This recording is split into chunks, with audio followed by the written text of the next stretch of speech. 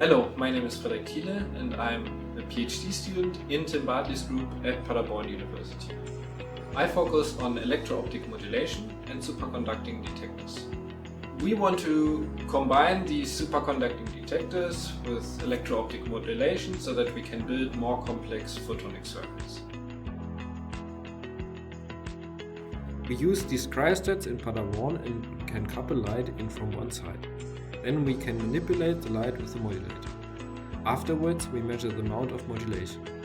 These modulators change the amount of switching when we apply different voltages. By sweeping the voltage and measuring the output power, we can characterize the performance. First, we characterize the device at room temperature.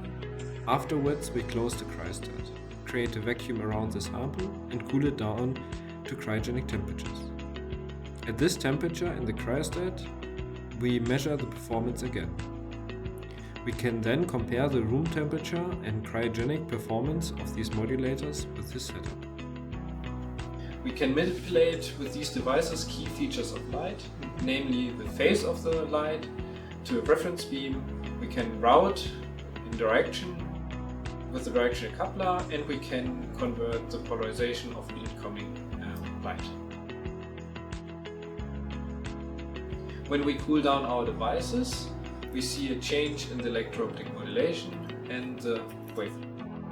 We can show with this graph with a clear evidence that we can manipulate light at cryogenic temperatures. The next step would be to realize feed-forward modulation, where we can manipulate light based on a detected single photon. This complements, for example, the work from my colleague Nina Lange, who has realized nonlinear sources at cryogenic temperatures, and the work from my colleague Jan-Philipp Höpker, who has realized integrated superconducting detectors in lithium niobate.